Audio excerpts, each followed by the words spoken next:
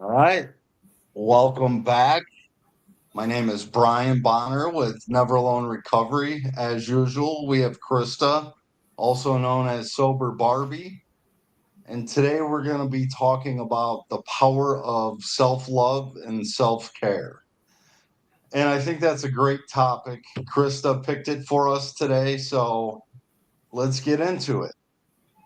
So when I think of like self love and self care, I always refer back to addiction because I had none. I was slowly killing myself on a daily basis because I was hurting, because I was in pain. I wanted to numb the way I felt, the way I thought, because I had a lot of insecurities, a lot of depression, a lot of where I just didn't feel like I fit no matter where I went. I always felt like something was different or wrong.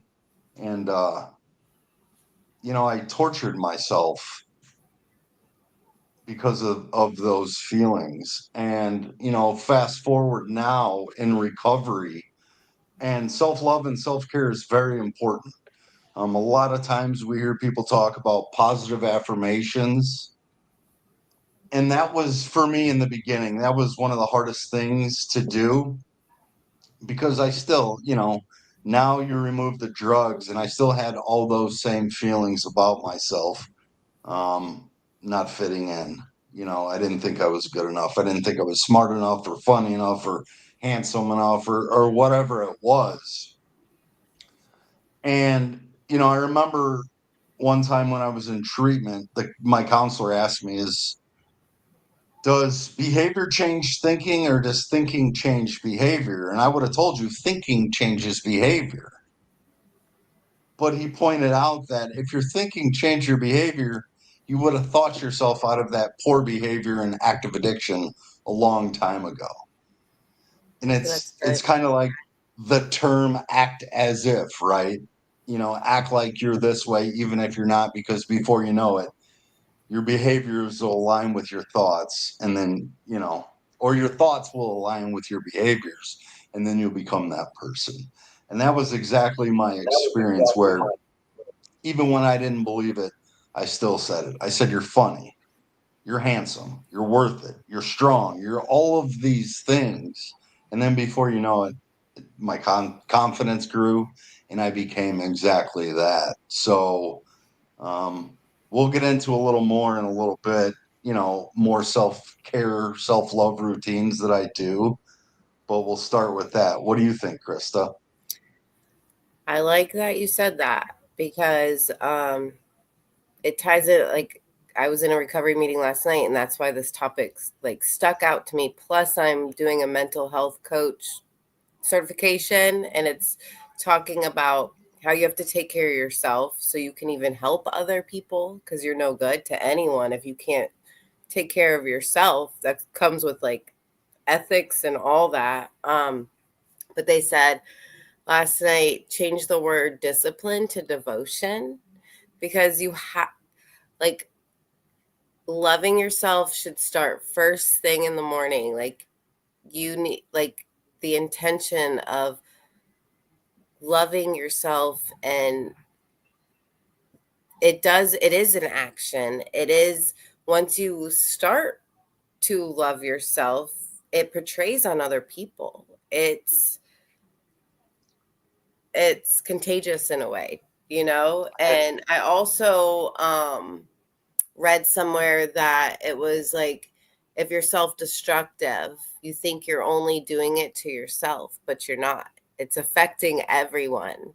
um Being intentional with yourself, and just also using your higher power, letting them, whoever your higher power is, mine is God, but I, in the morning, I'm like, okay, you lead the way. You lead the way. And it ends up becoming love. And there is no negative, I mean, negative thoughts and stuff will come. I'm not perfect, but it it shapes me into like a better person. And but if you're trying to change your behavior first and you're disciplining yourself, it's a devotion. You're loving yourself. So, Well, I like that you said that, because, you know, negativity is contagious, but so is positivity. And I thought that when you said you can't help somebody else if you don't love yourself. You can't teach somebody else how to do certain things if you're not even doing that for yourself. Um, because what you focus on grows. It's just like in recovery, the trickle effect, we'll call it. One addict helping another, right? From their experience, strength, and hope. And if I'm not loving myself, and if I'm in a negative place, I'm not going to come across as kind, loving, caring, and supportive. I'm going to come across as a jaded asshole. And that same drip effect or ripple effect will happen to the people that I'm trying to help, because I'll focus on the bad. I still, even when life's good, I still focus on the things that I don't have, or the things that, aren't going exactly as planned, because my experience is I want to fix, manage, and control everything. That's one of my trauma responses, right? I want to fix, manage, and control, because if I'm in control, everything's going to work out, right? And my history shows that when I'm in control, when I'm trying to do these things, life is out of control, because my decision making wasn't the best, still can be not the best at times.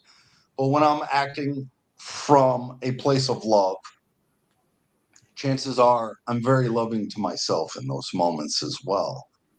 Some of the things that I do for self love, I don't do it as much as I should, but like go to the gym, right? Going to the gym, what that does for my mental health is huge. And when I go work out, it releases the same chemicals in my brain that drugs do. I never want to go, but once I get there and I do it, I feel a lot better. My mental health is better. My attitude is better. I treat others better, because I'm doing something positive for myself, which allows me to, again, with that contagiousness, spread that love and joy and happiness and positive mental attitude towards other people as well. And I think that's where some of my greatest help comes from, is when others they care about themselves and they're treating themselves right. It's powerful, because then that contagious effect grabs onto me, and then I spread it to somebody else. And I think of last week, like our live stream last week, that was the best one yet. I felt great after that live stream, because the back and forth was perfect, in my opinion. yeah. And then I left and I was in a good mood, and it rubbed off on other people, and it just keeps going. So that's why, one of the reasons why self love and self care is very important. And then you have some people though that will mix it up with being selfish, and there is a line, but you can't function if you're burnt out. Like you're burning yourself out with like helping other people. Also, like people pleasing comes in there too. Like that's a self, in a way that I feel like that's a little selfish, trying to please other people because you're just trying to make everyone else happy. But um, I don't. Someone told me I was trying to help someone get into treatment.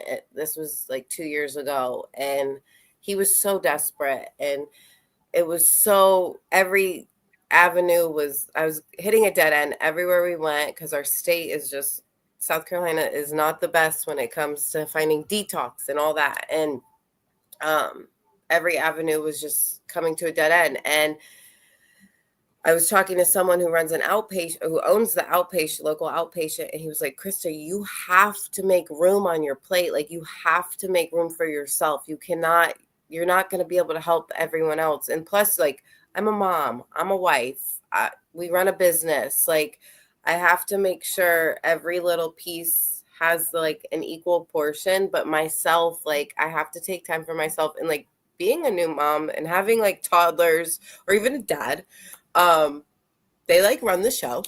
Yeah. Like showers, like, like taking care of yourself comes like last priority.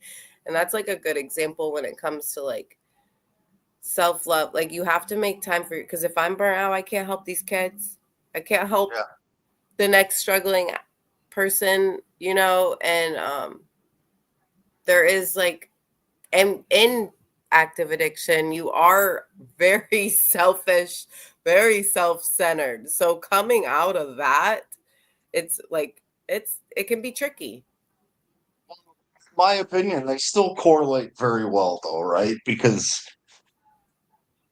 people pleasing and running yourself ragged and not taking care of yourself, even in recovery, you know, trying to make everybody happy and meet all these responsibilities and stretch yourself thin, that's very similar to active addiction because we just go, go, go because one more, the next party, the next fix, the next whatever to get that next fix. That's all we're focused on, go, go, go. So we do very well in the go, go, go for a period of time. But then it's like, oh, well, I need to slow down because for me, when I go, go, go and don't take the time for self care, I get very agitated. I get very judgmental. I get very grr. And, most of the people I do that with are the people that I love the most. The people that have loved me, supported me through it all. Those are the first ones I attack. Those are the first ones that my attitude snatches onto and says, hey, and I can nitpick, I can point out all your flaws because it's easier to look at your bullshit than it is to look at my own. It's easier to point out what you're doing wrong or what you're not doing at all or whatever because I don't want to look at some things in my life and admit I'm not taking care of myself. I am not slowing down. I am not taking quiet or writing or journaling or whatever it is I need to do for my self care. The gym. When I skip the gym, which is quite often, honestly, because I'm so go, go, go, and it's hard. You know, addicts, this addict, easier, softer way. That's what I always want. I want it to be easy, less work, the least amount of work required is the route I want to take.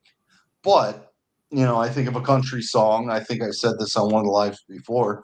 The hard roads are the ones worth taking, right? Because once we get through those moments and don't die, right? We look back because it feels so daunting in those moments of I've got to do this or I've got to do that. Once we just take it and go head on with it, whether we're scared or overwhelmed or tired, and we do it anyways, we show up for life anyways. And I think that's the difference in recovery and active addiction. Today in recovery, I show up even when I don't want to, even when it's hard, even when I need a nap. I do it anyways, and I'm grateful I did it. But my attitude along that way is always not the best. Um, music is one of my self-care things because it calms my brain down, but it gets me to put some things in perspective of my life. I've got a song for every attitude or feeling that I have that I play. When I'm angry, I play a Yeah. certain song. When I'm sad, I play a certain song. And it kind of helps me get in touch with those emotions and kind of direct them where they need to go. Yeah. I think when we're not in like a self-love mode or self-care, it's like whatever we're doing is distracting us from like loving ourselves, because sometimes it's hard to after all the crap we did. I mean, how can someone love themselves after like hurting someone they love? But it's possible, and it works when you work it. But I like that you said like showing up, because that's again bringing you back to the behavior, and it changes your attitude. And I bet like even though you're in a bad mood or whatever, after you do it, you do feel better. Yeah. And I think some of the things I do when it comes to like self-care, one of the big things in self-love is following through with, like, even in the middle of it, I don't feel like doing like, oh, like no one will know. I could just like exit out this meeting real quick. No. Or like I'm working on, like I said, my mental health like coaching course, and I'm on my own pace, and I'm like, I don't really feel like sitting through this hour video, but I'm gonna just finish it, like just finishing the little race I'm doing, and it makes me feel better. And or like you don't feel like going to a meeting, but then you do go, and you feel better. And it's that old addictive mindset that makes you just want to just stop and give up. And but we're not that anymore. So like it does take a little effort to work through those moments, and it's a mindset in a way too, like you got to talk your way through it. And but following through with things has been my biggest thing, because I used to just give up, like walk away, like screw it. And I always feel better.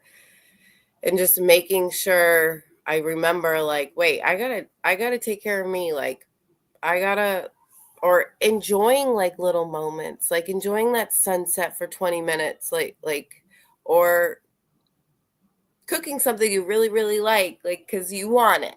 It's not what everyone else wants. Like, you guys will be okay for a day. Or like just the little moments, and those little moments add up. They do. They definitely add up.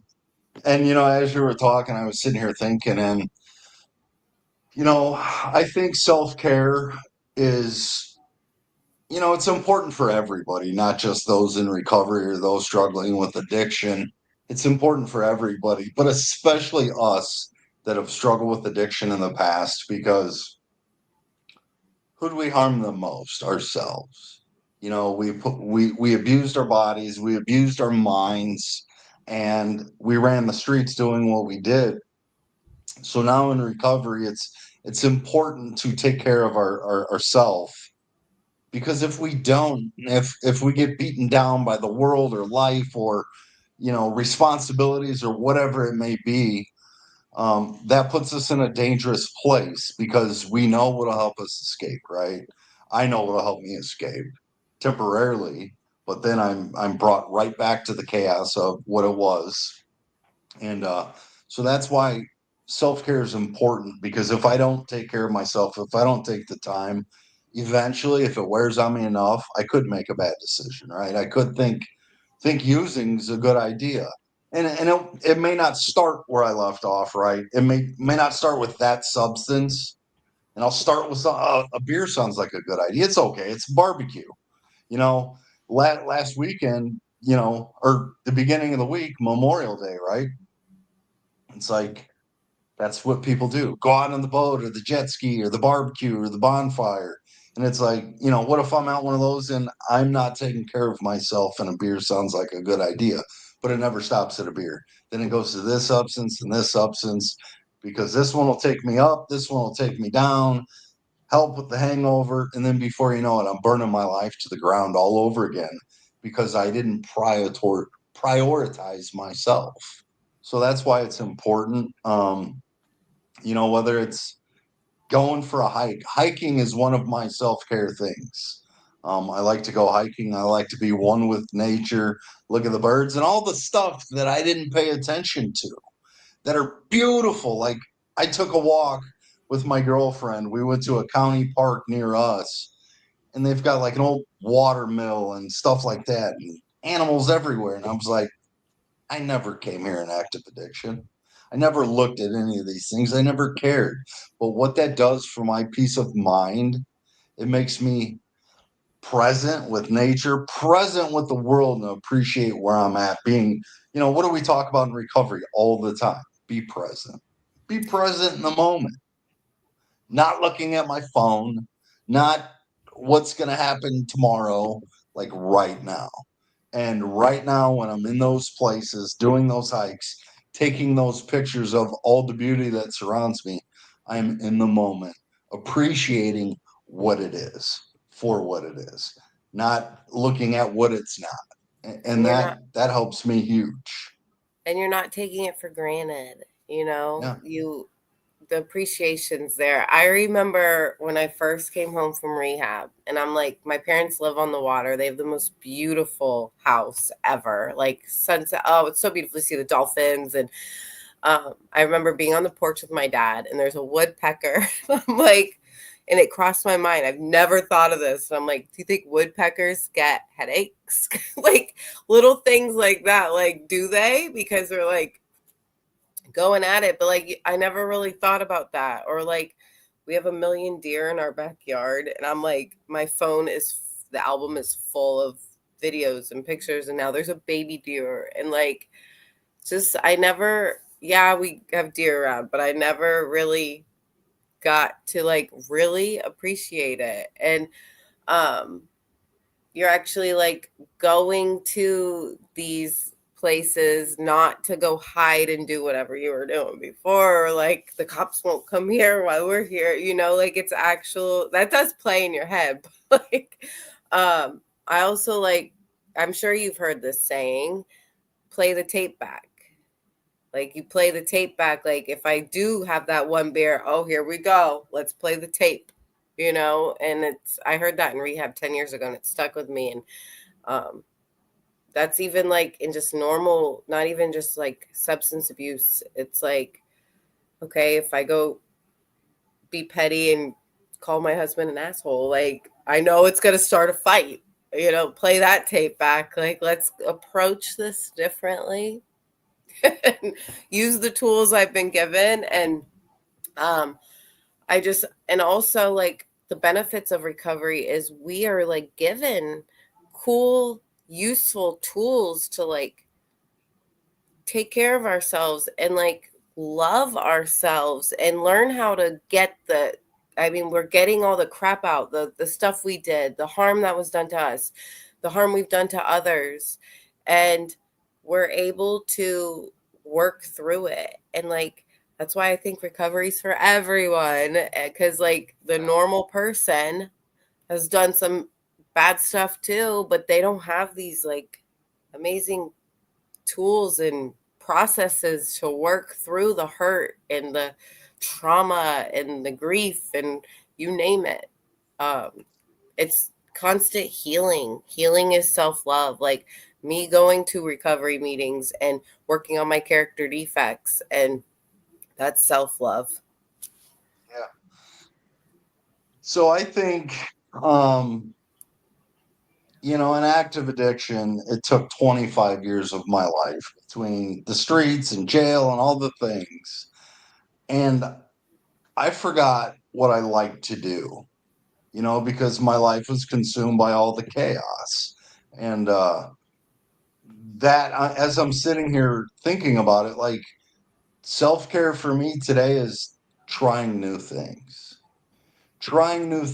and also revisiting things that I used to like because I hadn't done them in so long. And I have experiences, some I don't like anymore, but trying new things, even if I don't like them or even if I think they're corny, I give myself experience. I give myself opportunity to grow. And like you said, and that's what recovery is about. Recovery is about changing, right? Changing attitudes and ideas and behaviors.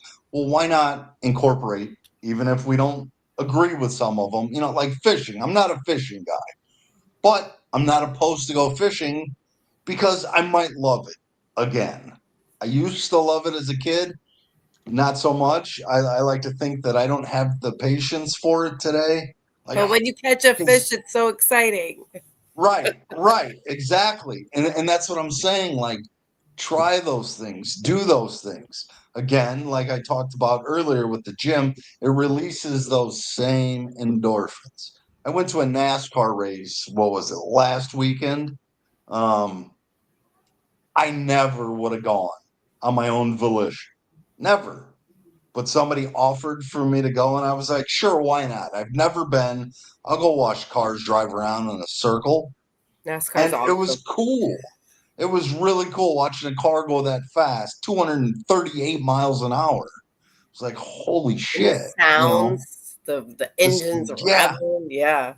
I mean, those people are fanatics. It's not my jam, but it's an experience that I was willing to have to decide, hey, it's not for me, but I had a good time because I wasn't in that negative mindset.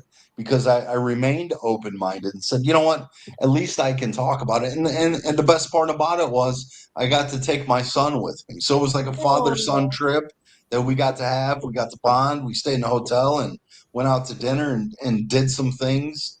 Because again, also, that's self care for me because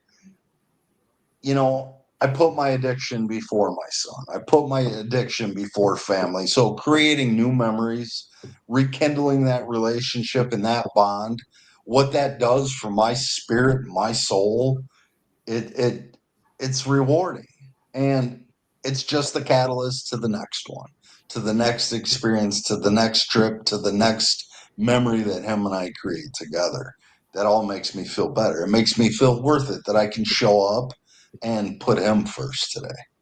yeah, making up for lost time. That's part of self-love. I mean, you can't Yeah. turn back time, but you can be in the moment. And then while at the NASCAR race, you're clear-minded and enjoying the moment. And over half the people are probably blacked out and just came for the drinking. You know, Yeah. like Yeah. that's a cool way to be like, okay, I'm actually going to remember this. Half these people are probably going to feel like crap tomorrow and they're not going to remember a thing. I would have been probably getting kicked out because I would have shown up in my drinking days, like just like where the bar is and let's get hammered. Let's pregame before the pregame. And also like about trying new experiences and stuff like and like going back and doing things that you used to not do.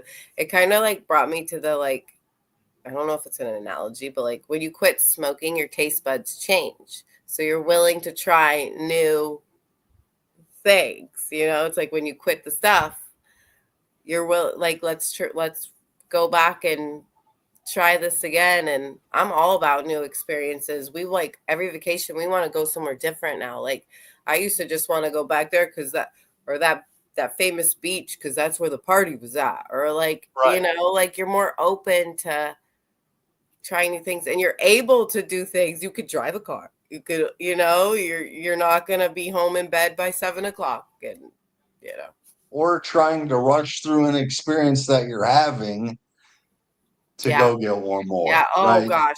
And loving someone who was struggling too, like you knew you were only gonna have like a 2 hour window. Like, oh, and Yeah. it's just oh, I love that you got to do that with your son. That's cool. And Yeah, that's it like was a good time. that's a boys trip. Yeah, yeah. He's Oh, not a NASCAR type guy either.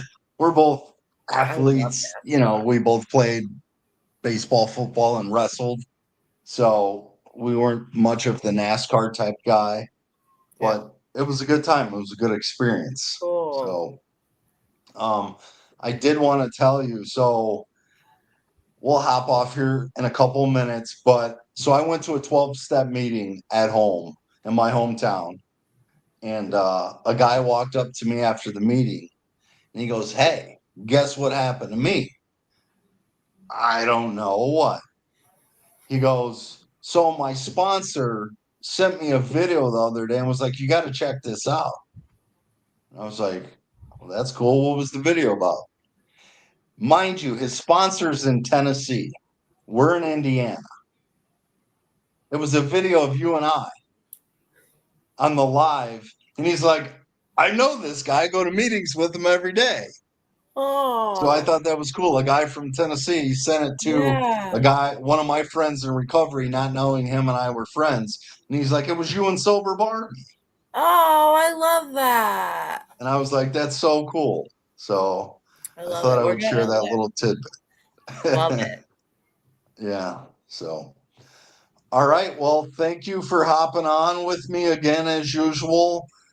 Those of you out there, we do have our meeting, our support group on Zoom tonight at 7 p.m. Central Standard Time. You can register online at the link below, highlighted in green. Also, if anybody's struggling with substance abuse and needs help, whether it be inpatient, outpatient, detox, treatment, give me a call. Our hotline is 1-855 831-9996, and I will be the gentleman that greets you on the other end.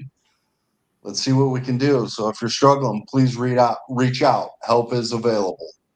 And we will see you guys next week. What about the quote? Oh yeah.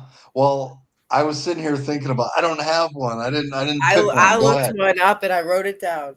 Slow play it so I can find one. Don't let your past steal your present. And that had a lot to do with what we were talking about. Yeah. Don't let your Yeah. past steal your present, because your present is what matters right now. What's done is done. The future really doesn't matter. Like, let's live in right now. Live in the moment. Enjoy the moment. All right. So I just went to my photo albums and grabbed one. And I used this yesterday. So I'm gonna say this one.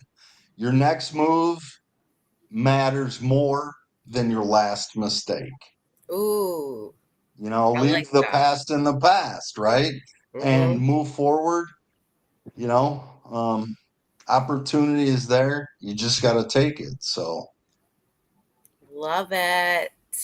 Oh, and yeah, yeah, we'll yeah. have some special people coming up in the next few weeks. So y'all better come back Yes, next week. we got some special people coming the next 2 weeks, I believe, right? The 4th Mm-hmm. is the one, And the and then the 11th. 11th is the other one. So, stay tuned, join us. Love you guys, and we're out of here. Bye.